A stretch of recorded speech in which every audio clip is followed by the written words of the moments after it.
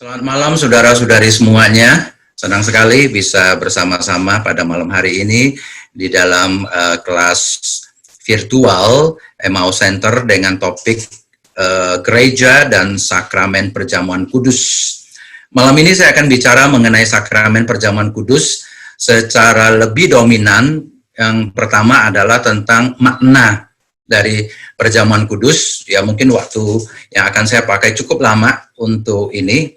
Baru kemudian setelah itu saya akan ke dua kasus yang belakangan ini agak hangat. Sebelum COVID itu ada masalah yang muncul, yaitu soal baptisan anak, perjamuan kudus anak. Kemudian tentu saja mengenai perjamuan kudus di masa COVID atau masa pandemi seperti ini. Ya, jadi saya akan share screen dulu. Oke, saudara-saudara sekalian, ini tema yang diberikan kepada saya, gereja dan sakramen perjamuan kudus. Dan saya akan mulai pertama-tama bicara topik ini. Apa makna perjamuan kudus? Saya yakin sekali setiap kita, ya khususnya sebelum pandemi, barangkali setiap minggu, setiap bulan, atau 3 bulan sekali kita pasti mengikuti perjamuan kudus. Dan barangkali juga karena keseringan kita ikut, kita tidak lagi bertanya, apa sih arti perjamuan kudus ini? Nah, saudara, barangkali juga selama pandemi ini sudah beberapa bulan ada yang menunda perjamuan kudus, sehingga tidak melakukannya di gereja, dan saya kira mungkin dalam minggu-minggu ke depan akan dibuka lagi gereja, dan barangkali termasuk perjamuan kudus. Jadi ada baiknya kita mengambil waktu sejenak untuk bertanya, mengingat kembali sesungguhnya apa arti, apa makna perjamuan kudus. Saya akan mulai dengan membacakan beberapa bagian firman Tuhan, ya, beberapa bagian firman Tuhan. Yang pertama dari Matius. Ini ayat yang kita sering kali baca ketika perjamuan kudus, Matius 26 sampai 28. Dan ketika mereka sedang makan, Yesus mengambil roti, mengucap berkat, memecah-mecahkannya, lalu memberikannya kepada murid-muridnya dan berkata, ambillah, makanlah, inilah tubuhku. Ini perkataan yang penting. Ambillah, makanlah, inilah tubuhku. Sesudah itu ia mengambil cawan, mengucap syukur, lalu memberikannya kepada mereka dan berkata, minumlah kamu semua dari cawan ini, sebab inilah darahku, darah perjanjian yang ditumpahkan bagi banyak orang untuk pengampunan dosa. Ya. Yang berikutnya adalah dari Markus pasal 14 ayat 22 sampai 24. Dan ketika Yesus dan murid-muridnya sedang makan, Yesus mengambil roti, mengucap berkat, memecah-mecahkannya, lalu memberikannya kepada mereka dan berkata, ambillah, inilah tubuhku. Sesudah itu ia mengambil cawan, mengucap syukur, lalu memberikannya kepada mereka. Dan mereka semuanya minum dari cawan itu. Dan ia berkata kepada mereka, inilah darahku, darah perjanjian yang ditumpahkan bagi banyak orang. Saudara, kalau melihat dari dua bagian ini, selalu ditekankan adalah waktu perjamuan kudus, Yesus mengatakan, inilah tubuhku, inilah darahku. Kemudian Lukas pasal 22 ayat 19 sampai 20. Lalu Yesus mengambil roti, mengucap syukur, memecah-mecahkannya dan memberikannya kepada mereka, katanya, inilah tubuhku yang diserahkan bagi kamu. Perbuatlah ini menjadi peringatan akan aku. Ya, ini bahasa Inggrisnya sebenarnya lebih tepat, kalau kita lihat bahasa Inggrisnya, lebih tepat kalau diterjemahkan dengan perbuatlah ini dalam pengingatan akan aku. Ya, pengingatan, bukan peringatan, pengingatan akan aku. Do this in remembrance of me. Demikian juga dibuatnya dengan cawan sesudah makan, ia berkata, cawan ini adalah perjanjian baru oleh darahku. Ya, atau dalam terjemahan mungkin lebih tepat, new covenant in my blood. Jadi perjanjian baru di dalam darahku yang ditumpahkan bagi kamu. Ya, masih ada dua bagian Alkitab yang saya ingin ajak saudara baca. 1 Korintus 11 ayat 23 sampai 25. Sebab apa yang telah kuteruskan kepadamu, ini adalah tulisan Paulus tentang apa yang dia terima dari Tuhan, yaitu bahwa Tuhan Yesus pada malam waktu ia diserahkan mengambil roti, dan sesudah itu ia mengucap syukur atasnya, ia memecah-mecahkannya dan berkata, inilah tubuhku yang diserahkan bagi kamu. Perbuatlah ini menjadi peringatan akan aku. Do this in remembrance of me. Demikian juga ia mengambil cawan sesudah makan lalu berkata, cawan ini adalah perjanjian baru yang dimeteraikan oleh darahku. Ya, juga terjemahannya harusnya New Covenant in my blood. Perjanjian baru di dalam darahku. Perbuatlah ini setiap kali kamu meminumnya menjadi peringatan akan aku. Ya, do this as often as you drink it in remembrance of me. Satu bagian lagi. 1 Korintus pasal yang ke-10 ayat 16 sampai 17. Bukankah cawan pengucapan syukur yang atasnya kita ucapkan syukur adalah persekutuan dengan darah Kristus? Bukankah roti yang kita pecah-pecahkan adalah persekutuan dengan tubuh Kristus? Ini ayat yang sangat penting sekali, saudara, kalau kita mencoba memahami perjamuan kudus. Saya ingin mengajak saudara membaca bersama-sama, ya. Mungkin tadi saudara juga sudah ikut, sekarang kita membaca bersama-sama ayat ini. 1 Korintus 10 ayat ke-16, 2, 3. Bukankah cawan pengucapan syukur yang atasnya kita ucapkan syukur adalah persekutuan dengan darah Kristus? Bukankah roti yang kita pecah-pecahkan adalah persekutuan dengan tubuh Kristus? Terus sekalian, ini kalimat yang sangat luar biasa bagus. 1 Korintus 10 ayat 16. Participation in the blood of Christ, participation in the body of Christ. Ya, berpartisipasi di dalam darah Kristus, berpartisipasi di dalam tubuh Kristus. Ayat yang ke-17 mengatakan, karena roti adalah satu, maka kita sekalipun banyak, ya sebagai gereja, kita banyak dari latar belakang yang berbeda, kita adalah satu, karena kita semua mendapat bagian dalam roti yang satu itu. Nah, saudara, ini ayat-ayat yang sangat penting, ya, dan boleh disebut ini ayat-ayat yang di dalam perjanjian baru yang berbicara tentang perjamuan kudus saya sudah bacakan, dan sekarang saya ingin mengajak kita untuk merenungkan apa makna perjamuan kudus tersebut, ya. Biasanya pertanyaan mengenai makna perjamuan kudus itu adalah pertanyaan yang tadi Yesus katakan, inilah tubuhku, this is my body, this is my blood. Apa sebenarnya yang Yesus maksudkan dengan perkataan this is my body, this is my blood itu? Saudara memperhatikan kalau kita bertanya mengenai this is my body, sebenarnya kita bicara mengenai waktu perjamuan kudus. Waktu perjamuan kudus, bagaimana kita pahami kehadiran Kristus di tengah-tengah perjamuan kudus kita. Ketika Yesus berkata, inilah tubuhku, inilah darahku. Apakah Yesus ada di situ, betul-betul tubuhnya ada di situ, darahnya ada di situ, atau punya makna tertentu yang lain? This is my body. Saudara, sebenarnya ketika kita mencoba memaknai perjamuan kudus, kita mencoba memaknai satu kata kecil ini, is itu. Ya, apa sih is itu? Nah, saudara, di dalam dunia sejarah gereja dan dunia teologi itu ada beberapa pendapat-pendapat yang boleh kita sebut sebagai ekstrim kanan. Ya, misalnya yang paling di kanan itu adalah apa yang disebut dengan transubstansiasi. Itu biasanya dipegang oleh teman-teman kita di kalangan Roma Katolik. Kemudian ada yang tidak sangat di kanan, tapi masih cukup di kanan, itu yang disebut dengan konsubstansiasi. Itu ekstrim yang kanan. Ekstrim yang di kiri, itu biasa disebut sebagai memorialisme. Ya, itu biasanya orang-orang yang memegang ajarannya Zwingli. Nah, saya akan jelaskan sedikit mengenai hal ini di slide berikut. Transubstansiasi, saudara, itu biasanya beranggapan bahwa di dalam perjamuan kudus, itu substansi dari roti dan anggur berubah menjadi tubuh dan darah Kristus.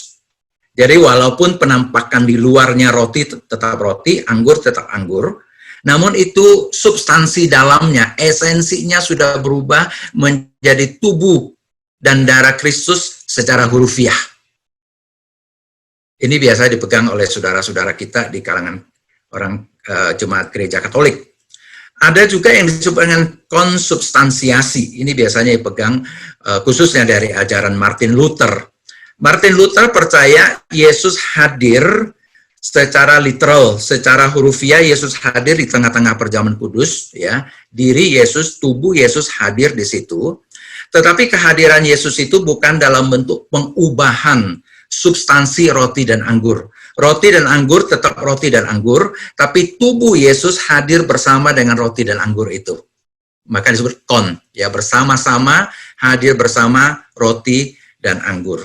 Jadi saya sebut itu agak di kanan begitu. Yang di kiri ini biasanya cukup populer di kalangan gereja-gereja Kristen Protestan, itu adalah yang disebut dengan memorialisme. Memori, diingatan. Dan roti dan anggur hanya lambang untuk membantu kita mengingat Kristus dan pengorbanannya. Jadi biasanya kata peringatan itu ditekankan. Jadi bahkan seringkali diartikan melakukan perjamuan kudus untuk mengingat Yesus. Kira-kira seperti itu. Padahal di dalam teks Alkitab yang tadi saya bacakan bukan untuk mengingat. Melakukan perjamuan kudus dalam pengingatan. Jadi ketika kita lakukan, kita harus ingat Yesus. Bukannya melakukan untuk mengingat Yesus. Waktu kita melakukannya itu, sambil melakukan kita harus ingat akan Yesus. Tapi kalau memorialisme itu, kita lakukan melihat roti dan melihat anggur, itu membantu kita untuk mengingat Yesus. Jadi betul-betul hanya di memori kita. Sehingga dikatakan Yesus tidak berarti Yesus ada di situ, tapi kita hanya mengingat Yesus karena Yesus ada di sorga. Saudara, saya mengatakan ini agak ekstrim di kanan maupun di kiri. Karena yang pertama itu membuat tubuh Yesus betul-betul seperti roti dan anggur itu menjadi tubuh Yesus, atau bersama dengan tubuh Yesus secara literal, secara hurufiah, ada di tengah-tengah perjamuan kudus. Yang sebelahnya lagi adalah sama sekali tidak ada. Yang ada hanya diingatan di otak kita, begitu. Jadi sangat-sangat bersifat kognitif.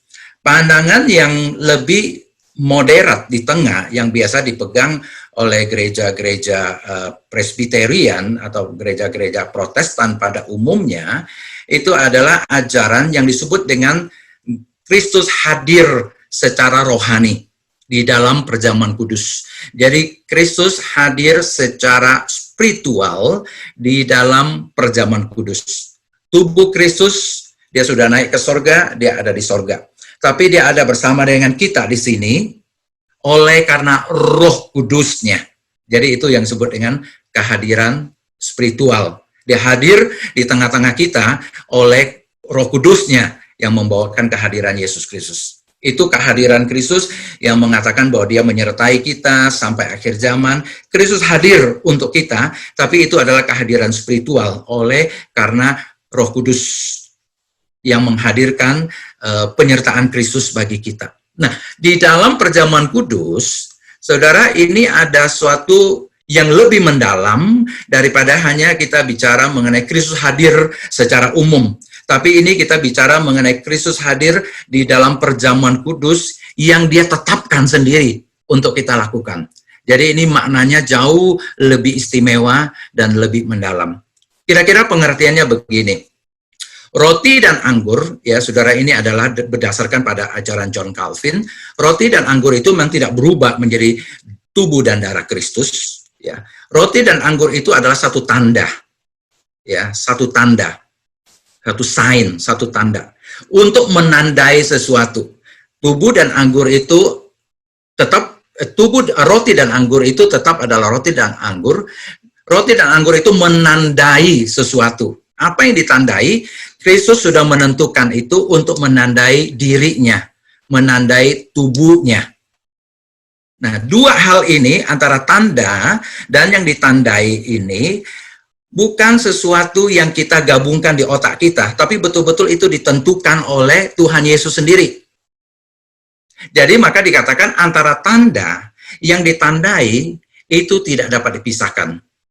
Walaupun tentu dapat dibedakan. Kita tahu betul itu roti, itu anggur, menandai sesuatu. Namun yang menandai dan yang ditandai itu adalah satu kesatuan yang tidak bisa dipisahkan. Walaupun tentu saja kita bisa membedakan unsurnya berbeda. Mengapa tidak bisa dipisahkan? Karena Tuhan sendiri sudah menetapkan itu sebagai alat yang dia pakai untuk menandakan kehadiran rohaninya di tengah-tengah kita. Ya. Jadi boleh saya mengatakan begitu, yang ditandai itu melekat pada apa yang menandai. Ya, sedikit ilustrasi barangkali seperti uang kertas, itu jelas kertas biasa, tapi kemudian ada sesuatu yang melekat padanya dan kemudian menjadi sesuatu yang sangat berguna. Ya, ini bukan ilustrasi yang sangat bagus, tapi kita bisa membedakan uang sebagai kertas biasa dengan nilai uang yang ada pada kertas tersebut. Perjamuan kudus, roti dan anggur itu sebenarnya barang biasa, tapi itu kemudian dipakai oleh Tuhan untuk menandai kehadirannya. Namun juga untuk berbeda dengan pandangan Katolik maupun pandangan Luther, Calvin ingin menekankan kehadirannya itu bukan kehadiran betul-betul tubuh fisik Yesus ada di situ, tapi kehadirannya adalah kehadiran spiritual, kehadiran oleh pekerjaan Roh Kudus di dalam dan melalui perjamuan kudus itu, melalui dan di dalam roti dan anggur tersebut. Jadi itu ada satu kelekatan. Nah, saudara, kalau kita mau coba kembangkan cara berpikir ini, sebenarnya ini berkaitan dengan satu konsep yang umum di dalam kekristenan, di dalam teologi kita, dalam ajaran gereja, yaitu bicara mengenai kesatuan dengan diri Kristus, union with Christ. Union with Christ. Saudara, kita diselamatkan, kita dulu terlepas dari Allah, kita terlepas dari Kristus, kita diselamatkan oleh pekerjaan salib Yesus Kristus, oleh Roh Kudus kita dibawa masuk ke dalam kehidupan Kristus. Tetapi kita perlu terus diteguhkan, kita perlu terus dikuatkan di dalam tubuh Kristus, perlu terus diteguhkan di dalam union with Christ. Sebenarnya perjamuan kudus ini menjadi alat kasih karunia Allah untuk meneguhkan kita, supaya kita semakin teguh, semakin kuat di dalam union with Christ itu. Maka ayat tadi 1 Korintus 10 ayat 16 itu ayat-ayat yang sangat penting. Dikatakan begini, saudara, bukankah cawan pengucapan syukur yang atasnya kita ucapkan syukur adalah persekutuan dengan darah Kristus? Bukankah roti yang kita pecah-pecahkan adalah persekutuan dengan tubuh Kristus? Saudara, perjamuan kudus, roti dan anggur, itu membawa kita masuk lebih mendalam di dalam union with Christ. Lebih mendalam di dalam participation in the blood of Christ. Participation in the body of Christ. Saudara, ini sebenarnya luar biasa. Bukan sekedar hanya kita ingat, tapi kita alami pendalaman, penguatan, peneguhan hidup di dalam union with Christ melalui apa yang Tuhan tentukan untuk kita, yaitu melalui perjamuan kudus itu, union with Christ. Ya. Jadi boleh dikatakan begini, perjamuan kudus adalah partisipasi di dalam tubuh dan darah Kristus. Union with Christ, berpartisipasi dalam hidup Yesus, berpartisipasi di dalam karya keselamatan Yesus, berpartisipasi di dalam kehidupan Yesus itu sendiri. Jadi ini bukan sekedar hanya makan minum biasa. Karena itulah saudara, ini catatan untuk mengingatkan kita bunyi ayat-ayat Alkitab. Dikatakan bukan ketika kita menerima roti, ketika kita menerima anggur, kita harus apa? Kita harus dalam pengingatan akan Tuhan Yesus. Kita harus punya penghormatan dan pengakuan pada tubuh Tuhan. Saudara, itu satu ayat yang sebenarnya sangat-sangat luar biasa. Ya, di dalam 1 Korintus pasal yang ke-11, khususnya 29 saya akan bacakan. Karena barang siapa makan dan minum tanpa mengakui tubuh Tuhan, ia mendatangkan hukuman atas dirinya. Saudara, ini berarti sesuatu yang sangat-sangat serius. Ketika kita makan roti dan minum dari cawan yang dilayankan untuk kita, kita harus pahami itu sebagai kita sedang berpartisipasi di dalam kehidupan Yesus, dalam tubuh dan darah Kristus. Sehingga kalau kita lakukan dengan tidak hormat, dengan asal-asalan, dengan tidak menghormati dan tidak mengakui tubuh Tuhan, maka dikatakan itu mendatangkan hukuman untuk diri kita. Itu mendatangkan hal yang tidak baik untuk kita. Artinya, firman Tuhan sendiri mengingatkan kepada kita bahwa ketika kita datang ke meja perjamuan, kita bukan lagi hanya sekedar makan dan minum perjamuan di pesta, tetapi ini adalah berpartisipasi di dalam tubuh dan darah Kristus. Jadi saudara, kalau boleh saya simpulkan kira-kira, dengan kata lain, perjamuan kudus adalah penguatan yang berkelanjutan bagi kita dalam union with Christ, ya. Penguatan yang berkelanjutan dalam union with Christ.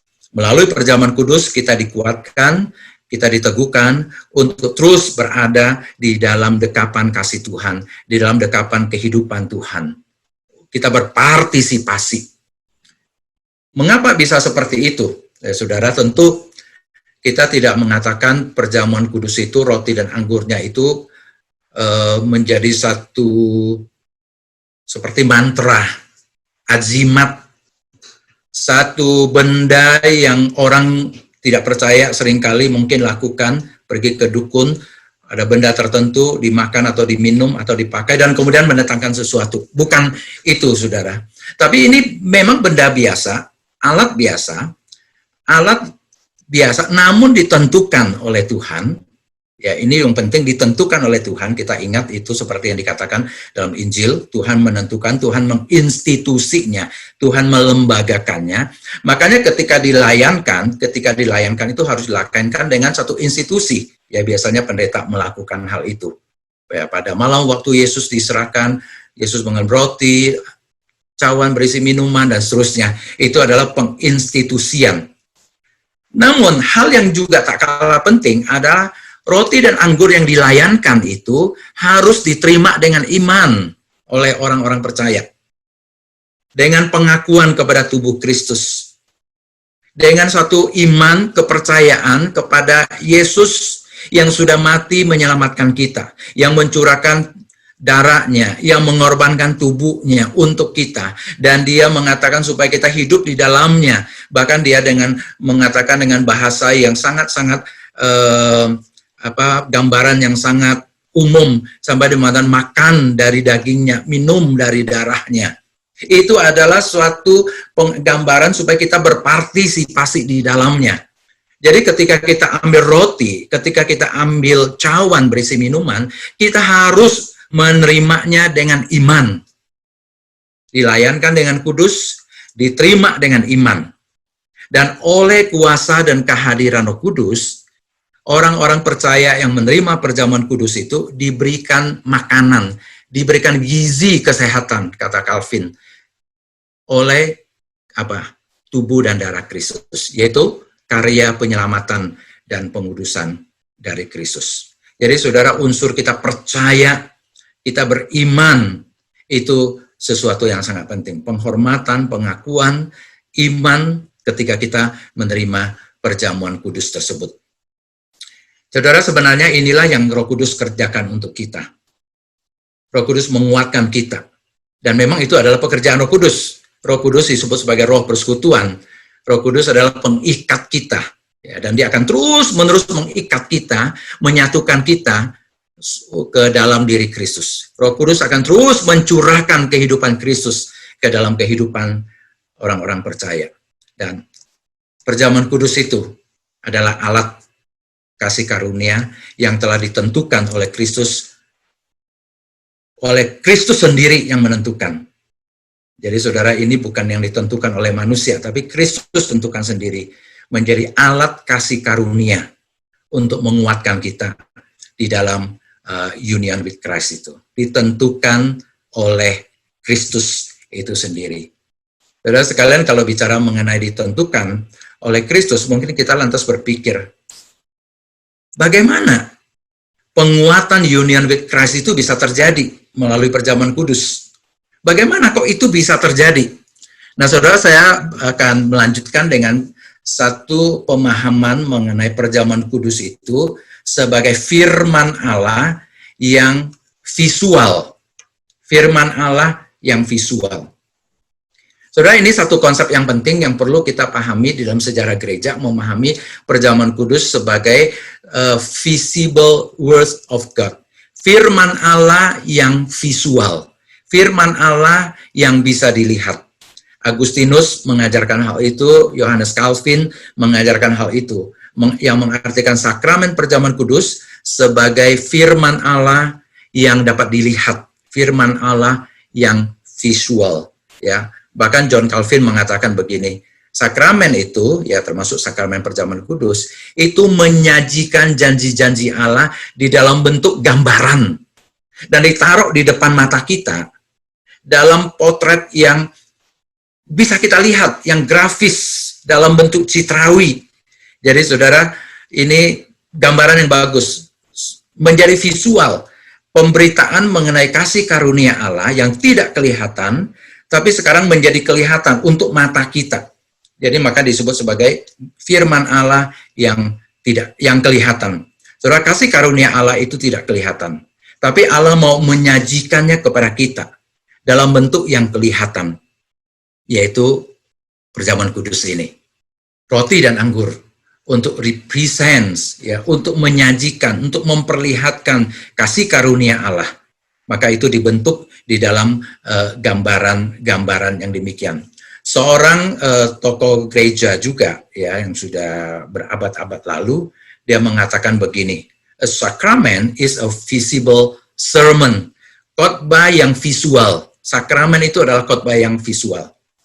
Firman Allah, ya, ini dalam pengertian itu adalah khotbah atau Alkitab, firman yang kita baca sehari-hari, itu seperti trompet untuk memproklamasikan Kristus. Tetapi sakramen itu seperti kaca, ya, yang cermin, yang menyajikan Kristus.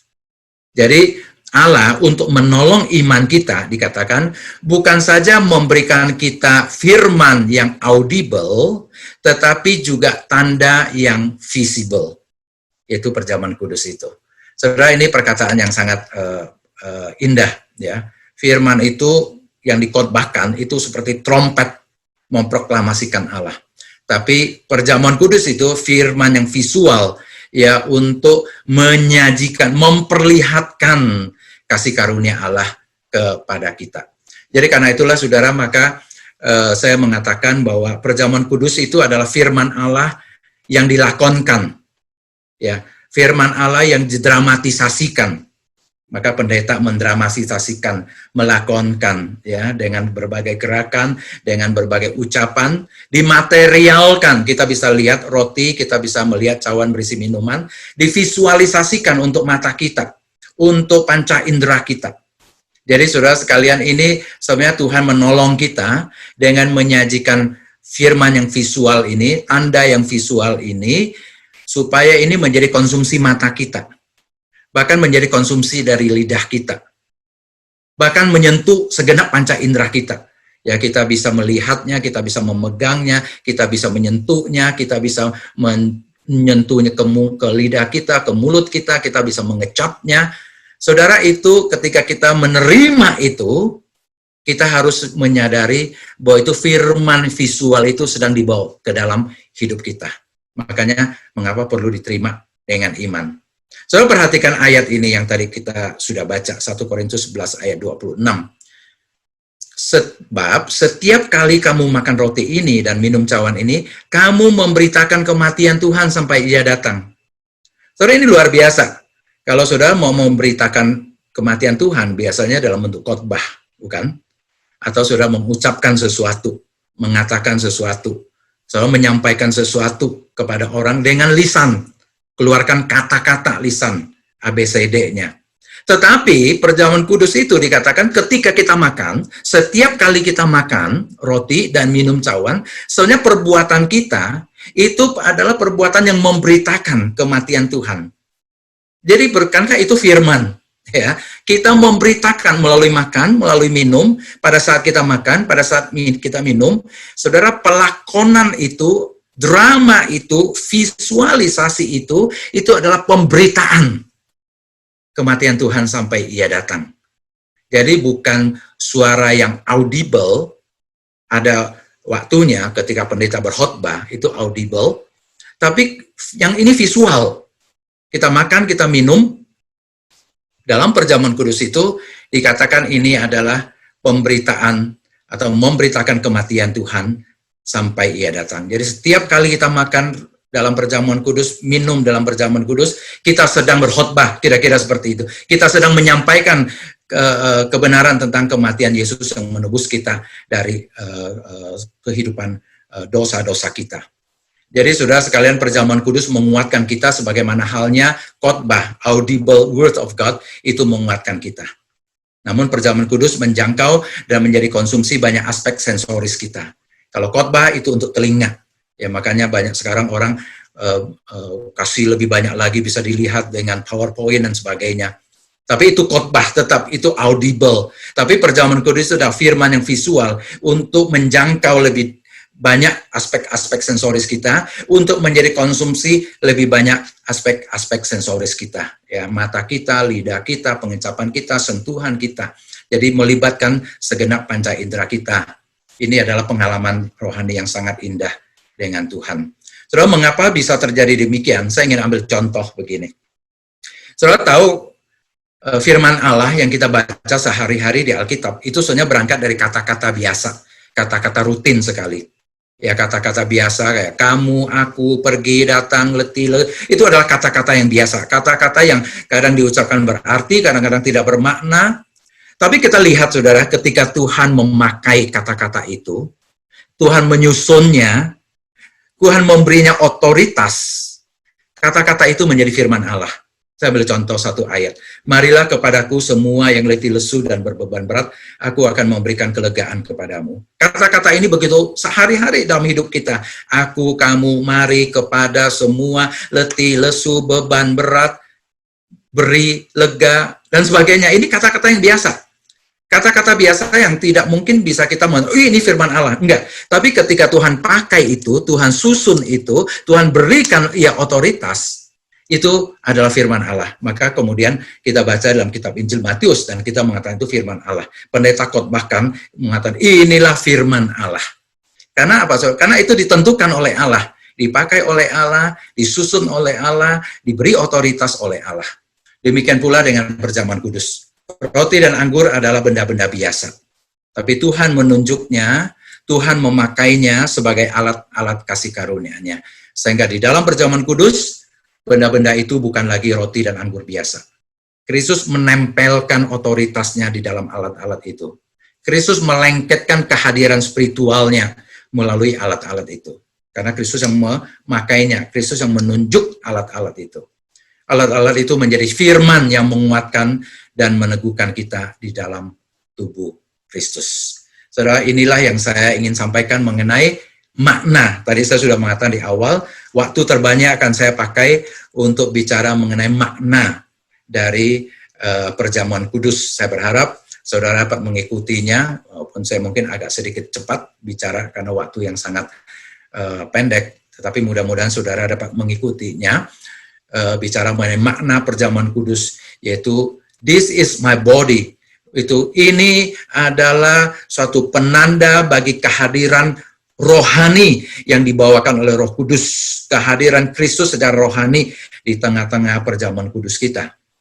Dan kehadiran itu, Kristus memakai roti dan anggur, dipakai dan ditentukan untuk menjadi alat-alat yang melengketkan kehadiran Kristus, kehidupan Kristus bagi kita. Setiap kali kita menerima perjamuan kudus dengan iman, kita berpartisipasi dalam tubuh dan darah Kristus, di dalam kehidupan Kristus, untuk menguatkan kita, untuk meneguhkan kita, untuk membawa kita lebih dalam lagi di dalam union with Christ.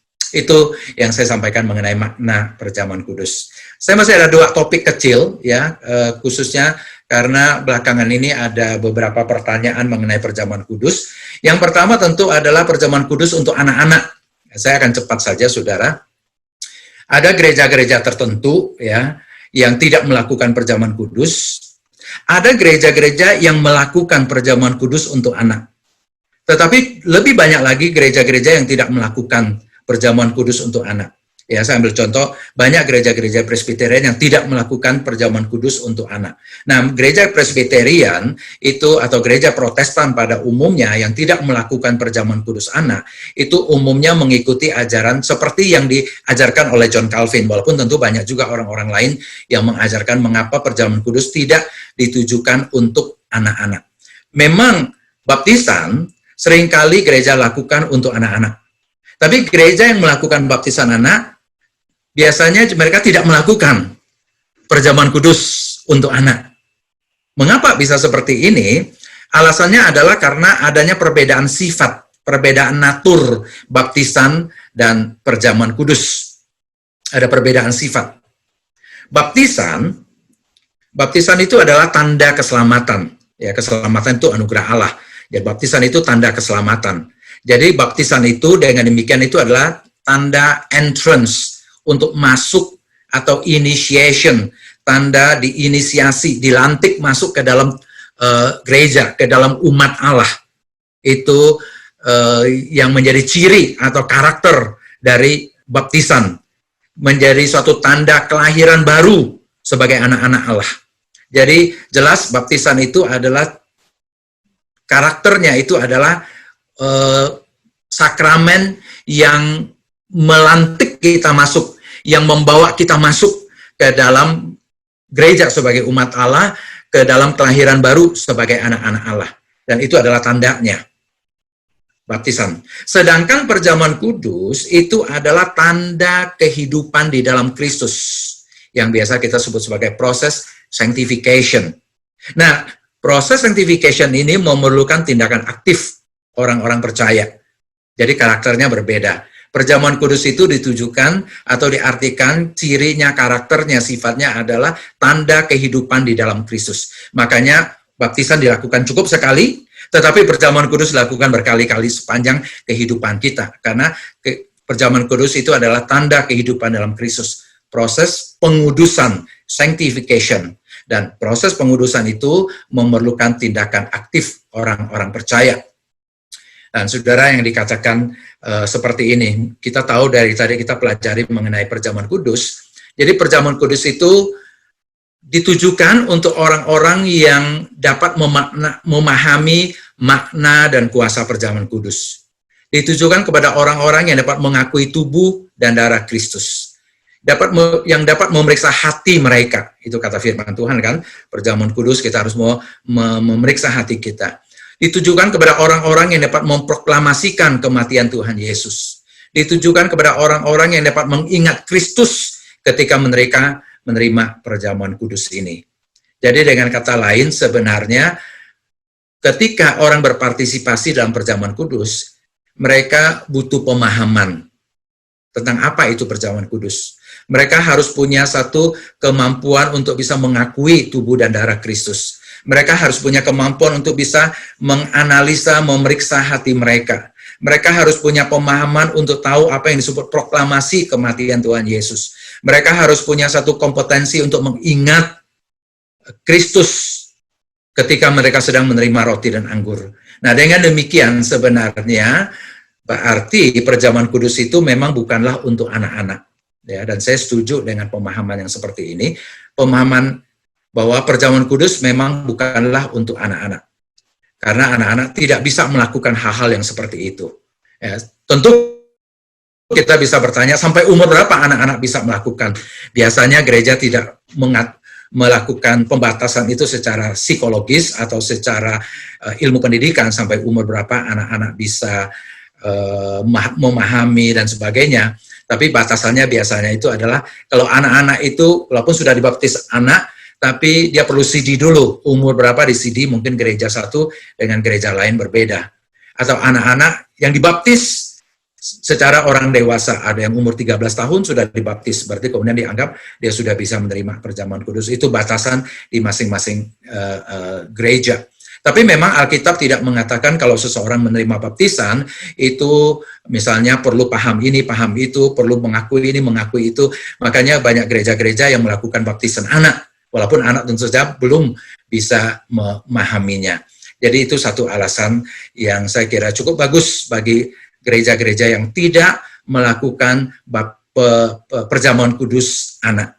Walaupun pada saat-saat belakangan ini semakin banyak gereja-gereja yang melakukan perjamuan kudus untuk anak-anak. Termasuk di Indonesia, ya, beberapa bulan lalu masih terus ada perdebatan mengenai hal ini.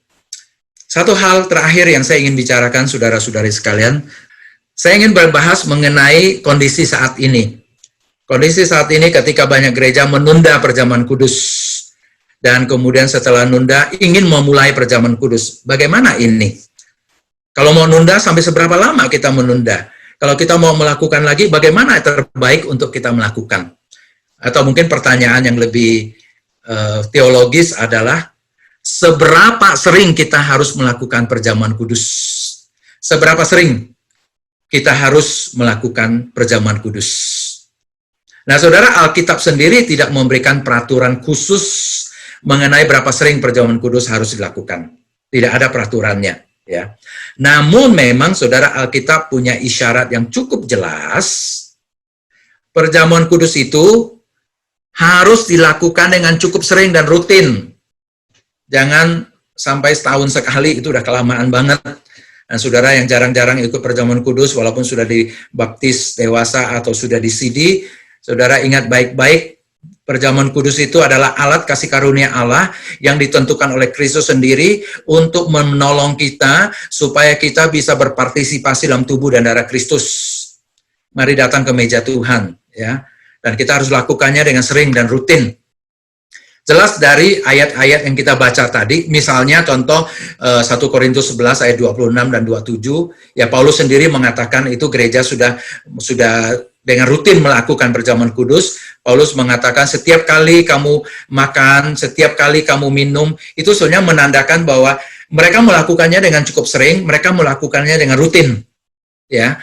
Dan karena itu Paulus mengatakan setiap kali kamu lakukan, ya kamu harus lakukan dalam pengingatan akan Yesus, begitu kan. Setiap kali kita melakukannya, kita lakukan pada waktu kita lakukan, soalnya kita sedang memberitakan kematian Yesus sampai Ia datang. Jadi ini penanda bahwa gereja mula-mula memang melakukan ini secara rutin dan melakukannya secara cukup sering. Lagi pula, saudara, kalau kita tahu tadi perjamuan kudus ini adalah alat kasih karunia Allah untuk proses sanctification, maka ini adalah continuing sacrament. Ini adalah sakramen yang berkelanjutan. Makanya memang harus berkelanjutan, harus sering, dan harus rutin. Jangan maju mundur, sesekali ada, sekali nggak ada. Dan gereja mula-mula sebenarnya melakukannya dengan sangat kerap, ya. Kalau pertemuan mereka setiap minggu lakukan itu. Makanya sampai saat ini pun banyak gereja yang melakukannya setiap minggu. Bahkan kalau melihat ahli-ahli perjanjian baru bicara, seperti Ben Witherington juga ngomong, bisa terjadi malah setiap kali ada pertemuan. Jadi barangkali setiap hari, kalau waktu itu lagi semangat-semangatnya, mereka melakukan perjamuan kudus. Namun di dalam perjalanan gereja, karena khawatir keseringan bisa kehilangan makna, kelamaan bisa menjadi sesuatu yang juga sudah terlupakan oleh orang, maka biasanya gereja melakukannya atau melayankan perjamuan kudus 1 bulan sekali atau 3 bulan sekali. Ya, dan itu praktek yang sangat lazim. Walaupun kalau ada orang melakukan seminggu sekali atau 2 bulan sekali, saya tentu tidak menyalahkannya, tetapi memang terlalu sering bisa juga kehilangan makna, terlalu kelamaan tentu saja orang mungkin sudah lupa sama sekali mengenai apa itu yang disebut dengan perjamuan kudus. Jadi sebulan sekali barangkali itu sesuatu yang sangat lazim. Tetapi tentu kita tahu pandemi ini akhirnya membuat banyak gereja menunda. Tentu saja bagaimana kalau ditunda terus-menerus? Saudara, kita menunda perjamuan kudus waktu itu memang kita mengingat bahwa melayankan perjamuan kudus kalau tidak hati-hati itu bisa mendatangkan kematian buat orang. Padahal perjamuan kudus itu justru adalah suatu prinsip soal memberi hidup, karena Yesus mati untuk memberi kita kehidupan. Jadi prinsip memberi hidup, prinsip merawat kehidupan itu adalah sesuatu yang sangat penting, bukan memberikan kehidupan. Namun tentu saja kalau kita melihat tulisan-tulisan di Alkitab, jangan juga kita menunda perjamuan kudus terus-menerus sampai tidak ada ujungnya, dan kita mau tidak mau harus melakukannya, walaupun mungkin cukup lama. Kalau sudah 3 bulan, ya kita ingin lakukan, atau sudah 4 bulan, kita ingin lakukan. Sebenarnya pada saat ini, kalau gereja-gereja ingin melakukan, sudah ada kesempatan untuk melakukan. Tentu dengan protokol kesehatan yang ketat, dan strategi yang dipikirkan secara matang dan dilaksanakan secara matang. Banyak gereja yang sudah mulai membuka, dan kita dengar berita beberapa hari terakhir ini ada klaster-klaster gereja yang terkena COVID. Jadi kita harus berhati-hati sekali dengan hal itu. Namun saya pikir sebenarnya ada strategi-strategi tertentu yang bisa dilakukan. Dipikirkanlah matang-matang dan dilaksanakanlah dengan matang juga. Ya saudara, yang saya pikirkan begini, sebaiknya memang karena kondisinya masih memungkinkan dengan cara-cara yang lebih agak konvensional, sebaiknya jangan langsung mulai pilih virtual Holy Communion ya dengan cara virtual. Mengapa? Karena sebenarnya saat ini kondisinya masih tidak seburuk seperti itu dan masih ada cara-cara lain yang dapat kita pilih yang lebih mungkin dan saya sebut lebih eklesiologis. Mengapa saya sebut lebih eklesiologis? Karena perjamuan kudus itu sebenarnya adalah salah satu inti dari kehidupan bergereja. Jemaat dibawa untuk berpartisipasi dalam tubuh Kristus. Namun tentu saja kita baca di dalam Alkitab, itu juga adalah sebagai satu tanda kesatuan tubuh Kristus dalam arti gereja. 1 Korintus 10:17. Karena roti adalah satu, maka kita sekalipun banyak adalah satu. Karena kita semua mendapat bagian dalam roti yang sama. Dulu perjamuan kudus rotinya betul satu, dikopek-kopek, dibagi-bagikan kepada orang-orang yang ngambil. Kemudian kita tidak lakukan itu, kita dengan roti yang memang sudah dibikin satu-satu. Tapi tetap kita menyadari bahwa unsur-unsur eklesiologisnya adalah kita melakukannya sebagai satu communion. Kita lakukannya sebagai satu kesatuan. Dan karena itulah unsur-unsur eklesiologis, simbol-simbol kehadiran gereja seharusnya menjadi cukup jelas, cukup kasat mata. Jadi selama masih bisa dilakukan dengan ada pendeta, dengan ada unsur-unsur penampakan gereja, dan saya kira itu jauh lebih bagus dibandingkan langsung mulai dengan virtual Holy Communion, gitu, atau langsung dimulai dengan rumah tangga melakukannya sendiri-sendiri, atau pendetanya kata sudah doakan roti itu dan jemaatnya bawa pulang untuk dilakukan sendiri. Barangkali suatu saat, misalnya katakanlah kita sama sekali tidak bisa keluar dari rumah, ya karena satu hal peperangan atau pandemi, begitu keluar rumah langsung mati misalnya, keluar rumah langsung kena penyakit, barangkali kita memikirkan cara-cara lain yang lebih ekstrim. Saat ini belum, ya jadi belum se-ekstrim seperti itu, jadi kita bisa pikirkan misalnya ya saudara yang gereja-gereja biasa lakukan, bisa terjadi dengan semi drive-thru. Atau misal sekarang apalagi sudah ada kesempatan datang ke gereja di ruang ibadah dengan pembatasan yang ketat. Terus sekalian saya pikir di sinilah sebenarnya gereja sedang diuji untuk rela berkorban. Karena dengan cara ini memang memerlukan energi yang luar biasa. Misalnya alat-alat perjamuan kudus, roti dan anggur perlu dipersiapkan dengan sangat matang. Dan bahkan mungkin perlu ada orang-orang khusus yang sudah tes COVID, yang sudah dikarantina, dan khusus mereka inilah yang akan melakukan perjamuan kudus setiap kali perjamuan kudus diadakan. Karena mereka sehat. Dan saya jadi teringat kepada di perjanjian lama, bukankah orang-orang khusus yang dikhususkan, disucikan, dicuci, dibersihkan untuk mengurusi bait Allah dan alat-alat yang ada dalam bait Allah. Ya. Atau mungkin orang-orang bawa sendiri ya roti dan cawan berisi minuman, dilayankan oleh hamba Tuhan dengan cara berjarak. Kalau drive-thru, yang semi drive-thru misalnya orang jalan kaki datang naik taksi, naik mobil, naik beca, kemudian turun di depan pendeta sudah mempersiapkan, pendetanya melayankan dan dia mengambil, atau yang dibawa sendiri dia sudah ada di situ, kemudian tinggal dia makan dan minum, didoakan dan kemudian dia berangkat jalan lagi. Di belakang setelah 1-2 menit ada jemaat yang lain lagi, dan supaya tidak terjadi penumpukan. Tentu ini pelaksanaannya akan sangat repot, tapi disitulah sebenarnya pengorbanan. Ya, ini baru melakukan kayak begini kok belum menghadapi penganiayaan. Mestinya gereja bisa lakukan. Lakukannya sepanjang hari dari pagi sampai malam. Kalau ada satu pendeta mungkin bisa semaput ya, jadikan beberapa kali. Kalau ada beberapa pendeta bisa berganti-gantian. Simbol-simbol kehadiran eklesiologisnya akan sangat-sangat kentara, dan saya pikir itu sebenarnya yang bisa membawa kita untuk lebih merasakan communion, lebih merasakan ini ada satu kesatuan. Ini hal-hal seperti ini masih bisa dilakukan. Atau di ruang ibadah yang tadinya masuk 100 orang cukup masuk 10 orang, satu kali 10 orang, setengah jam kemudian ada 10 orang lagi, tapi mereka jangan antri, ya mereka lakukan dengan sangat-sangat berjarak misalnya. Semua itu masih bisa dilakukan, tapi butuh pengorbanan. Ya, ada orang khusus yang menyiapkan atau bawa sendiri, kemudian dibawakan untuk didoakan, kemudian pendeta menginstitusinya, dan kemudian makan dan minum bersama. Hal-hal ini sesungguhnya masih bisa kita lakukan di dalam perjamuan kudus pada masa pandemi seperti ini.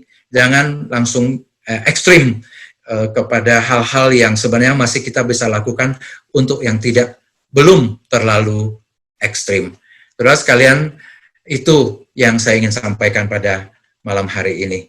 Terima kasih Pak Johan dan saudara-saudari sekalian sudah menyimak apa yang saya sampaikan pada hari ini, pada malam hari ini. Saya kembalikan kepada Pak Johan. Terima kasih Pak Andreas untuk presentasi materinya. Baik Pak Andreas, saya masuk ke beberapa pertanyaan yang sudah masuk ya. Tadi Pak Andreas sudah menjelaskan mengenai bagaimana melaksanakan perjamuan kudus di era pandemi ini, dan sudah termasuk pendapat Pak Andreas tentang telesakramen atau perjamuan kudus virtual atau online, di mana preferensi Pak Andreas adalah sebaiknya tidak ya, kalau tidak sangat mendesak seperti situasi yang sangat tidak memungkinkan orang keluar rumah lagi. Ya, saya kira itu ada yang bertanya soal hal itu, dan Pak Andreas sudah jelaskan dengan cukup jelas tadi. Seandainya nanti dalam penjelasan yang lain Pak Andreas ingin menambahkan, silakan karena ada yang bertanya.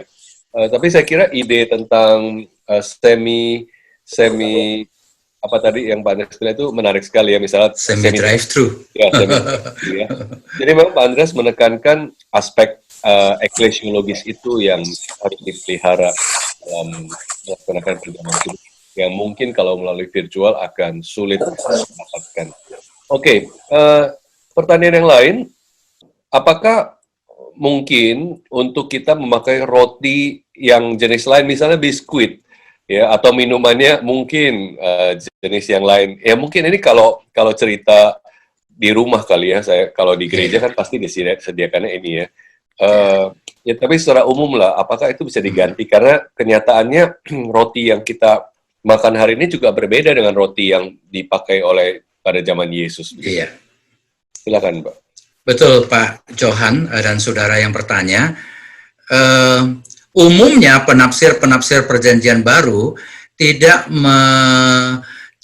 akan berpikir bahwa roti dan anggur yang Tuhan pakai itu yang kemudian harus diduplikasi di dalam kehidupan gereja di tempat-tempat lain. Karena roti dan anggur yang Yesus pakai itu adalah yang memang sehari-hari dipakai oleh orang-orang Yahudi. Jadi yang disebut dengan sehari-hari itulah yang penting. Tapi unsurnya harusnya tetap adalah unsur padat makanan, unsur cair minuman. Namun biasanya gereja mencoba mendekati supaya tentu inilah membantu mata, membantu rasa di hidung, di lidah, di pengecapan begitu ya. Jadi akan baik memang misalnya menyajikan roti ya, kalau memang ada roti tawar yang seperti yang mungkin dianggap cukup mendekati seperti yang Yesus pakai, itu akan lebih baik tentu saja. Tetapi bukan berarti itu lebih rohani. Tidak demikian. Jadi sebenarnya kalau diganti dengan roti-roti yang lain itu tidak masalah. Minuman diganti yang lain juga tentu tidak masalah. Jadi yang biasa ditekankan adalah ada dua aspek itu, padat untuk menandakan tubuh Kristus, cair untuk menandakan darah Kristus. Jadi sebenarnya itu penting. Saya tahu betul banyak gereja yang melakukan roti oke, tetapi biasanya anggur bukan anggur. Ya mungkin dia takut orang mabok, atau anggurnya tapi sebenarnya mungkin grape juice begitu. Ada juga yang pakai Fanta, jadi agak mirip-mirip seperti itu. Tapi kita juga tahu bagaimana gereja-gereja yang menyajikan anggur atau grape juice, mereka juga menyediakan beberapa dalam bentuk air putih atau teh, supaya orang-orang yang punya penyakit atau penyapan tangan, orang tua, mereka bisa ambil dari situ. Artinya sebenarnya itu bukan sesuatu ketentuan yang mutlak harus seperti demikian adanya, Pak Johan. Baik, makasih Pak. Pertanyaan berikutnya, apakah ada dasar Alkitabnya bahwa anak tidak boleh atau sebaiknya tidak menerima perjamuan kudus? Ya, karena orang dewasa kenyataannya juga tidak semuanya atau belum tentu dapat memahami makna perjamuan kudus atau terlibat dalam memberitakan Kristus atau apapun unsur-unsur yang Pak Andreas jelaskan tadi yang bisa dilakukan orang dewasa ya. Nah, bagaimana Pak Andreas? Justru karena itu maka bagi kita bukan mengatakan karena banyak orang dewasa mengambil perjamuan kudus tanpa paham, maka nggak apa-apa anak-anak juga ambil perjamuan kudus seperti halnya orang dewasa ambil, mereka nggak paham kok mereka ambil juga. Harusnya itu nggak boleh, malah orang dewasa yang tidak paham, tidak mengakui tubuh Kristus harusnya tidak boleh ikut perjamuan kudus. Maka mengapa dalam 1 Korintus itu periksa dulu gitu ya. Ini penting ya. Jadi maka mengapa perlu diajarkan pemaknaan. Tentu tidak semua orang pemaknaannya dalam, tapi kita paling tidak misalnya setiap kali perjamuan kudus, kalau saya melayankan perjamuan kudus, saya akan mengingatkan jemaat yang pertama, terima dengan iman, terima dengan rasa hormat, itu terima dengan rasa syukur. Kenapa? Yang Anda terima ini adalah partisipasi dengan tubuh dan darah Kristus. Jadi diingatkan kembali, dibawa kepada kaitannya dengan tubuh dan darah Kristus. Jadi kalau orang-orang dewasa yang harusnya sudah bisa berpikir, yang harusnya sudah bisa memaknai, tetapi tidak mau secara sembrono, maka tidak heran kalau tidak ada berkat apapun untuk mereka. Bahkan di hadapan Tuhan, mereka itu adalah pencemooh terhadap tubuh dan darah Kristus, dan itu adalah satu penghinaan. Dan tentu kita tidak ingin melakukan hal yang seperti demikian.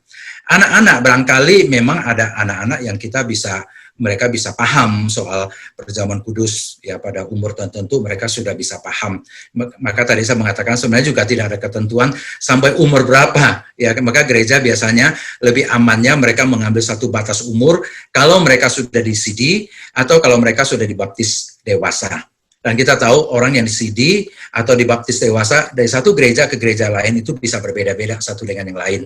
Ya, jadi kalau untuk anak-anak, misalnya anak kecil, mereka dibaptis umur 5 bulan, umur setahun, atau baru lahir beberapa hari, beberapa bulan, kemudian setelah itu kita berpikir, dia boleh ikut perjamuan kudus. Nah, saudara, jadi betul-betul sama sekali mereka tidak akan paham apapun soal yang diterima. Menurut ajaran Yohanes Calvin, sebaiknya itu tidak dilakukan untuk mereka, karena perjamuan kudus itu adalah perlu partisipasi aktif kita. Ini adalah proses sanctification, perlu kemampuan kita untuk memahami, untuk mengakui tubuh dan darah Kristus. Jadi itu alasannya bagi saudara tadi yang bertanya itu, Pak Johan. Oke, Pak. Kelihatannya ini banyak sekali yang tertarik dan bertanya tentang perjamuan kudus virtual, seandainya itu bisa dilakukan. Memang Pak Andreas sudah banyak menjelaskan. Mungkin sedikit tambahan atau wawasan lagi, bagaimana kalau ada yang bertanya jika perjamuan kudus dilakukan gereja on-site, jadi memang sudah di ruang gereja dan ada jemaat yang hadir, sekaligus di streaming, ya. Jadi dual mode gitu. Dan apakah bisa, ini mungkin sudah tadi ya, bisa pakai roti biasa dan teh gitu. Tadi Pak Andreas kasih alternatif. Bukan menyarankan, maksudnya ada yang memakai. Dan dipimpin oleh kepala keluarga gitu, misalnya bagaimana tidak kalau sampai di rumah begitu. Jadi tanpa institusi gereja yang hadir, kepala keluarga, apakah boleh pimpin perjamuan kudus? Ya, dan mungkin pertanyaan ini terkait dengan satu pertanyaan, sejak kapan dimulai perjamuan kudus harus dipimpin dan dilakukan oleh pendeta seperti budaya gereja konservatif ya? Bagaimana kalau yang di rumah oleh kepala keluarga ya, jadi dibagikan oleh gereja, hosti dan anggur dibawa pulang terus dipimpin oleh kepala keluarganya. Nah, ini beberapa pertanyaan soal di rumah, streaming dan sebagainya. Pak Johan. Ya. Saya sudah agak tua, jadi saya agak sudah lupa pertanyaan depannya apa. Tapi saya mulai dari belakang, nanti Bapak ingatkan saya lagi pertanyaan di awal. Ya. Oke, Pak. Soal mulai kapan harus dipimpin oleh pendeta. Sebenarnya kalau kita melihat praktek gereja mula-mula, memang ketika mereka berkumpul, itu tentu ada orang yang memimpin. Ya, bukan berarti semuanya itu rasul. Tetapi jelas ada yang memimpin, itu yang pertama. Namun juga memang betul, mereka juga lazim melakukannya sebagai bagian dari ibadah dulu kebaktiannya semuanya hampir semuanya rumah ya, jadi apa yang kita beribadah rumah tangga ya bagi mereka itu sudah kebaktian umum yang kita biasa maksudkan pada saat ini. Jadi ketika mereka kebaktian di rumah, mereka melakukan perjamuan kudus itu juga memang lazim begitu. Dan juga pada waktu makan malam misalnya begitu, mereka layankan perjamuan kudus. Namun kita tahu kalau kemudian hal ini berkembang, kalau kemudian semuanya bisa melakukan hal yang seperti itu, padahal hal itu adalah partisipasi dalam tubuh dan darah Kristus, maka akan terjadilah berbagai hal-hal yang ekses yang sangat luar biasa tidak bagus. Nah, kemudian bapak-bapak gereja di awal, khususnya nanti kemudian kita melihat Agustinus yang sangat menekankan begini, sakramen pada dirinya itu bermanfaat. Siapapun yang melakukannya, sakramen itu bermanfaat. Misalnya pembaptisan, ya, pendetanya mabok-mabok pun begitu orang dibaptis itu sah begitu, asal dilakukan dalam nama Allah Bapa, Anak, Roh Kudus. Perjamuan kudus juga kalau dilayankan secara sesungguhnya, diterima dengan iman. Siapa dia yang memimpin itu bukan yang mempengaruhi mutu atau kualitas dari perjamuan kudus itu. Namun Agustinus juga sangat menekankan antara sakramen dengan hak melayankan sakramen itu dua hal yang berbeda. Jadi hak untuk melayankan itu kemudian dibatasilah kepada orang-orang yang memang ditunjuk oleh gereja menjadi pemimpin-pemimpin gereja. Ya, dalam hal kita adalah pendeta atau penginjil atau hamba Tuhan. Jadi tidak setiap orang bisa lakukan. Saudara bisa membayangkan hal itu kalau setiap orang bisa lakukan. Ini sebenarnya adalah demi ketertiban. Jadi aturan-aturan ini dibuat bukan supaya untuk melakukan pembatasan-pembatasan yang nggak perlu, tapi justru adalah untuk mencegah ekses-ekses yang sesungguhnya tidak diperlukan, yang harusnya tidak perlu terjadi. Namun seperti yang saya katakan tadi, katakanlah dalam satu situasi yang sangat ekstrim terjadi di dalam kehidupan kita, di mana kita sama sekali tidak bisa keluar dari rumah. Tapi kita nggak mungkin menunda perjamuan kudus terlalu lama. Boleh nggak di rumah, di dalam satu rumah tangga mereka melayankan perjamuan kudus? Nggak masalah. Jadi ada seorang yang memimpin, apakah dia kepala rumah tangga, kalau dia sudah bertobat, ya karena menurut Alkitab kita adalah imamat jadi mungkin kepala rumah tangga, tapi kalau yang ternyata orang yang dewasa iman di situ adalah sang anak, silakan barangkali sang anak mimpin. Tetapi ini bukan adalah hal yang normal. Ini hal ekstrim ketika Anda nggak bisa keluar rumah, Anda tidak bisa bertemu dengan orang lain untuk melakukannya bersama-sama. Begitu. Jadi kita ingin lakukannya dalam suasana eklesiologis yang jauh lebih kentara. Pengalaman kita dengan kebersamaan dengan orang-orang lain itu terasa lebih kokoh, lebih kuat, lebih banyak. Simbol-simbol itu hadir, begitu. Ya. Baik Pak, bagaimana dengan ini yang kalau perjamuan kudus yang on-site, jadi dilangsungkan di gereja, ada jemaat yang sudah hadir, sebagian, dan sekaligus juga streaming, jadi sebagian mengikutinya di rumah. Iya. Ya bisa saja sih, sekali lagi saya mengatakan tadi bukan hal itu sesuatu yang terlarang, tapi kita belum sampai satu suasana se-ekstrim seperti itu. Saya sadar gereja-gereja yang jumlah jemaatnya begitu banyak, mungkin mereka akan sulit sekali melakukan per kloter begitu ya. Satu kloter 10 orang, kalau jemaatnya ada 1000, berapa kloter itu begitu. Jadi udahlah praktis dengan cepat. Ada yang mendoakan roti dan anggur disuruh bawa pulang, ada yang melakukan cara virtual, atau kemudian di live streamingkan begitu. Barangkali gereja atau pemimpin-pemimpin gereja perlulah mengoreksi atau melihat ke dalam juga begitu. Kalau memang mereka merasa masih mampu melakukannya dengan melibatkan jemaat untuk lebih bersifat on-site dalam arti pelibatan simbol-simbol eklesiologis yang lebih banyak, mereka masih bisa lakukan itu, lebih baik itu yang dipilih.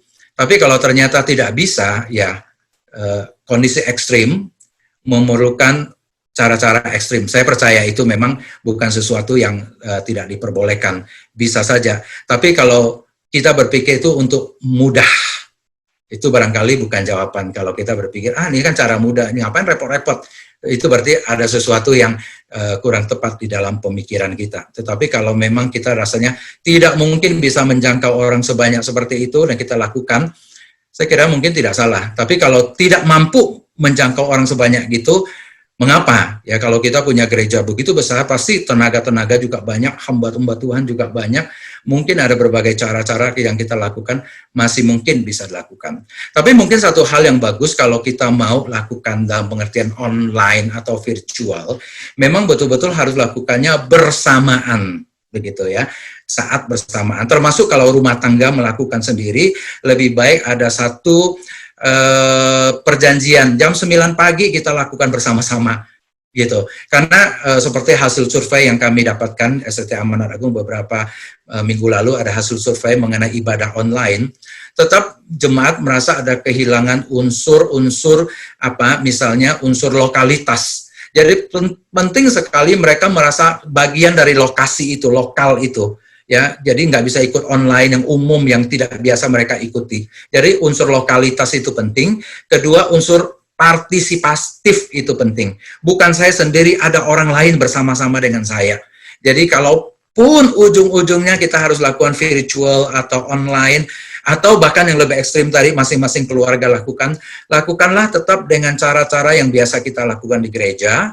Lakukanlah mungkin pada waktu bersamaan sehingga kita merasa seluruh komunitas gereja saya melakukan pada saat itu, pada momen itu, dengan cara yang kurang lebih sama, dengan lagu yang kurang lebih sama kita nyanyikan bersama. Ya, pertanyaannya tentu adalah apakah kita memang sudah sampai kondisi yang seperti demikian. Hanya itu saja yang menjadi pertanyaan saya.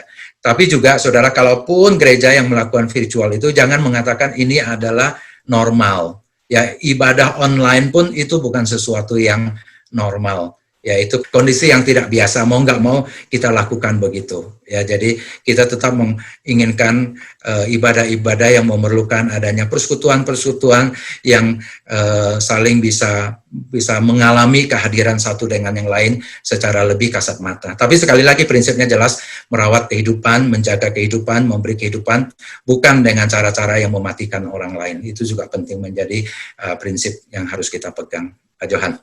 Baik, makasih. Nah, pertanyaan berikutnya, gini Pak, bagaimana dengan yang menganggap bahwa perjamuan kudus bisa menyembuhkan sakit penyakit? Ya mungkin saya berpikir nggak harus seperti di gereja tertentu yang sangat ekstrim, yang memang memakai perjamuan kudus sebagai sarana penyembuhan. Tapi di gereja Injili, saya menemukan ada aja ya pemimpin perjamuan yang ya memohon pemulihan penyakit melalui perjamuan kudus begitu. Gimana Pak? Iya. Bisa saja Pak, nggak masalah. Bahkan waktu kita minum Panadol aja, kita kan meminta Tuhan pakai Panadol ini untuk menyembuhkan saya, kan begitu. Ya apalagi roti dan anggur yang Tuhan tentukan untuk berpartisipasi dalam tubuh dan darah Kristus. Jadi saya kira nggak masalah. Ya kita bahkan tanpa alat apapun kita mohonkan Tuhan tolong sembuhkan saya.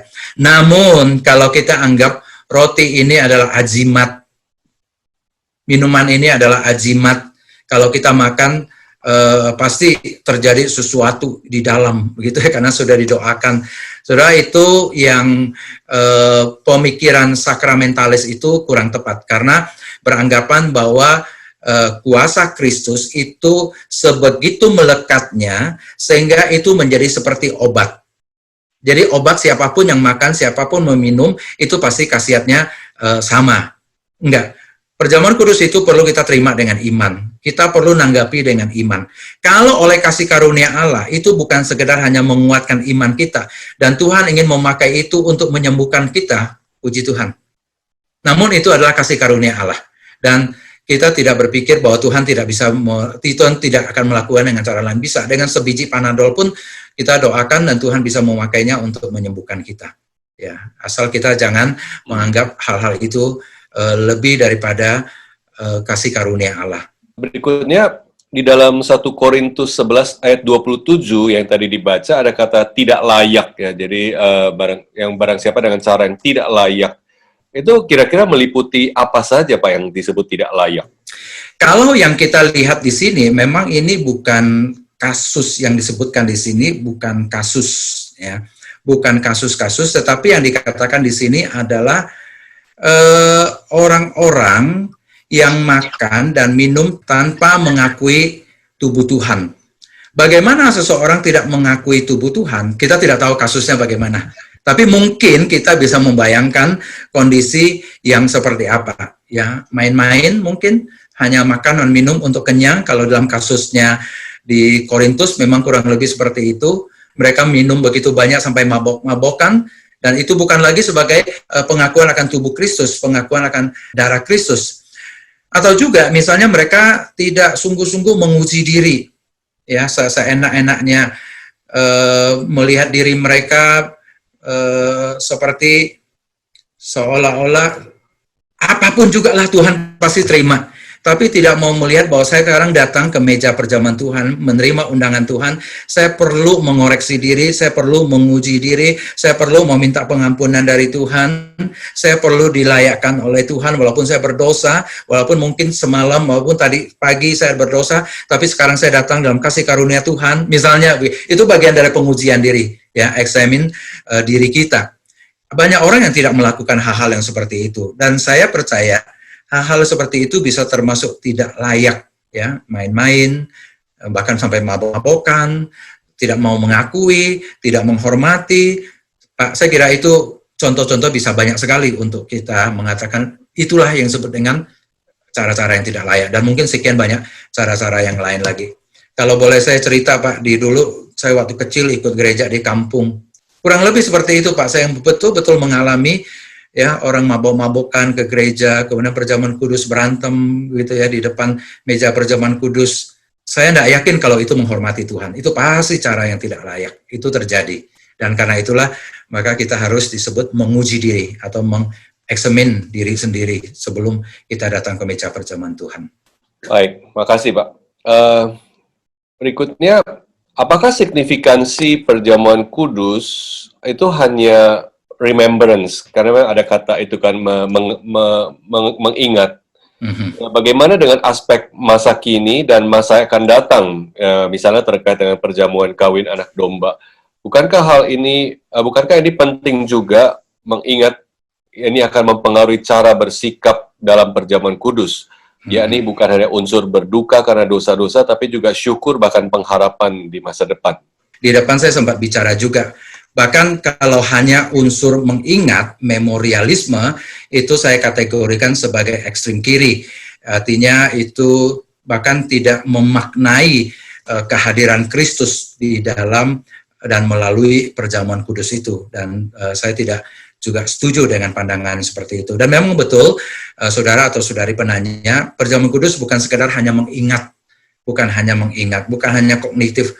Kalau hanya untuk mengingat, tidak perlu perjamuan kudus pun kita bisa mengingat. Ya, mendengar satu lagu rohani pun kita bisa ingat Tuhan, begitu. Lihat kalung salib pun kita ingat Tuhan.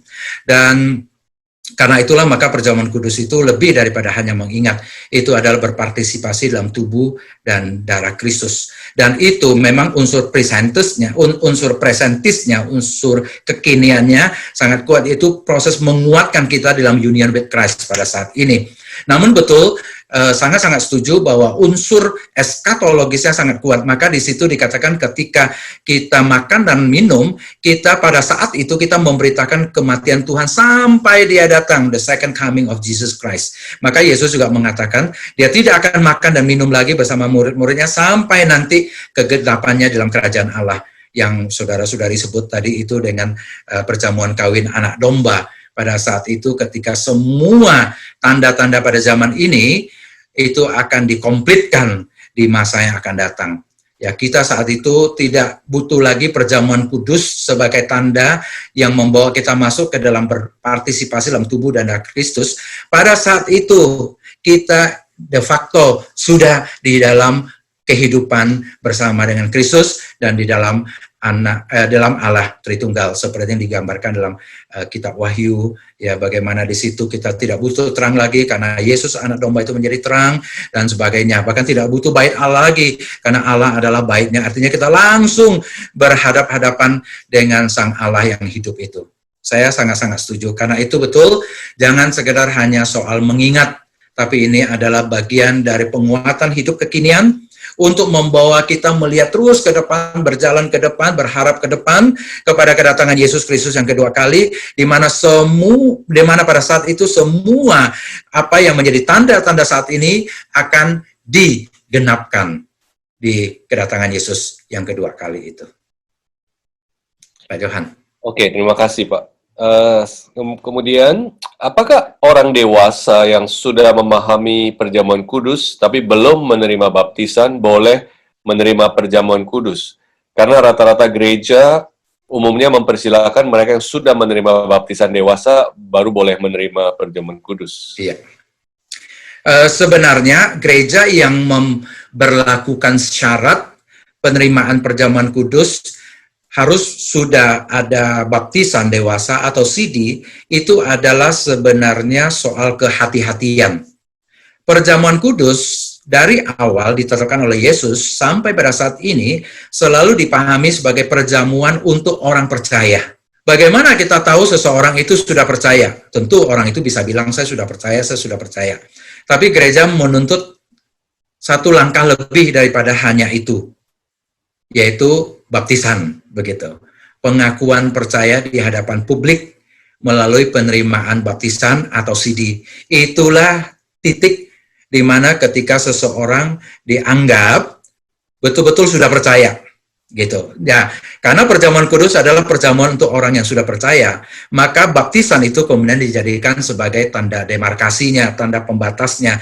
Kalau sudah baptisan dewasa atau sudah CD, maka Anda baru boleh entitled untuk menerima perjamuan kudus. Tapi tentu saja itu adalah tanda baptisan, itu tanda yang sifatnya tanda lahiriah. Bisa saja ada orang itu belum bertobat dan dia terima baptisan, kemudian dia terima perjamuan kudus, tapi itu adalah risiko yang dia tanggung sendiri kalau dia tidak mengakui tubuh dan darah Kristus. Namun tentu gereja dengan cara demikian, mensyaratkan demikian, membuat lebih berhati-hati, tidak secara sembarangan. Setiap orang yang mengaku percaya, atau bahkan setiap orang yang datang pada hari Minggu itu semua boleh terima.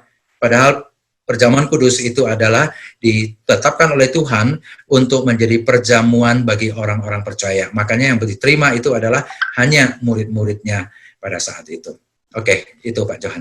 Kelihatan satu lagi, tadi Pak Andreas mengatakan roti dan anggur itu kan alat-alat biasa ya, tapi diinstitusikan oleh Kristus untuk dipakai menjadi mempunyai makna rohani tertentu. Nah, bagaimana roti dan anggur itu ketika tidak sedang dipakai dalam perjamuan kudus ya? Misalnya ada orang yang main-main makan itu, minum itu, apakah ada dampak tertentu atau apa itu, Pak? Iya. Kalau yang percaya kepada transubstansiasi, ya, yang khususnya berarti di kalangan saudara-saudari kita di Katolik, mereka percaya karena roti itu sudah berubah substansinya dari tubuh dan darah Kristus, maka tidak ada boleh yang tercecer dan tidak boleh disembarangkan. Jadi harus betul-betul semua dimakan dan diminum sampai habis. Tidak boleh ada yang tercecerkan begitu. Di dalam pemahaman Protestan biasanya bukan pemahaman transubstansiasi seperti demikian.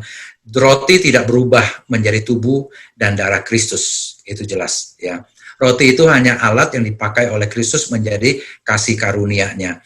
Maka kalau misalnya setelah selesai perjamuan kudus dan masih ada sisa, memang lebih baik dihabiskan. Atau rotinya kalau bisa disimpan untuk kali berikutnya, anggur disimpan untuk kali berikutnya.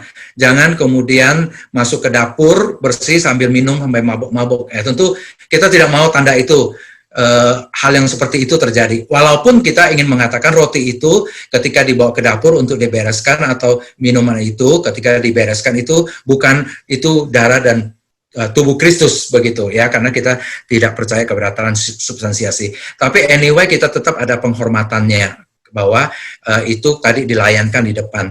Jangankan itu Pak, misalnya kita punya satu tanda yang biasa kita pakai ya, misalnya kain merah, kita taruh di mimbar. Kita kan nggak mau setelah itu kemudian diinjak-injak orang setelah dipakai. Nah itu adalah tanda kita menghargai simbol-simbol tersebut. Ya lebih baik kalau memang bisa dihabiskan oleh para pelayan, misalnya kalau enggak simpan berikutnya, ataupun kalau mau dimakan, ya makanlah secara layak, tidak dengan cara bermain-main untuk hal yang pernah dipakai oleh Tuhan menjadi simbol dari tubuh darah Kristus itu. Ya, tapi kalau dalam pengertian sehari-hari, roti yang sama, minuman yang sama, ya tentu itu tidak ada makna apa-apa. Seperti tadi saya katakan, itu hanya biasa-biasa. Ya, kata marilah bisa dipakai oleh semua orang, di mulut yang paling kotor pun bisa pakai kata itu. Tapi ketika dipakai oleh Roh Kudus mengucapkan kata marilah kepadaku semua yang letih lesu dan beban berat, kata itu mempunyai makna yang begitu supranatural. Itu lain sekali jadinya. Baik, Pak. Mungkin pertanyaan terakhir ya, Pak.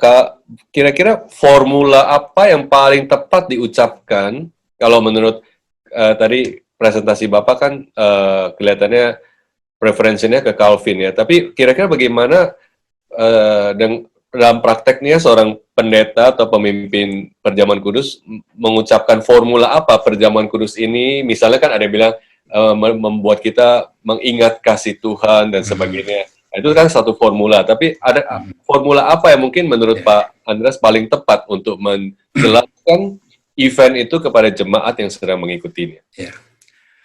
Pertama, Perjamuan Kudus itu bukan untuk mengingat. Jadi buat kita sekalian, untuk kita ketahui, bukan untuk mengingat.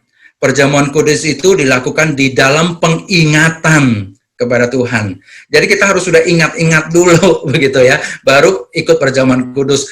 Kita harus ingat-ingat, kita harus mengakui tubuh Tuhan, kita harus mengakui pengorbanan Tuhan, baru kita Perjamuan Kudus. Jadi bukan berarti ikut Perjamuan Kudus supaya kita menjadi ingat Tuhan, tidak. Kita ikut Perjamuan Kudus di dalam pengingatan kepada Tuhan. Jadi tentu kita tidak menggunakan formula itu, terimalah roti ini untuk mengingat Tuhan. Kalau sambil mengingat Tuhan tentu boleh. Namun formula apa yang dipakai, sebenarnya memang tidak ada yang disebut dengan formula.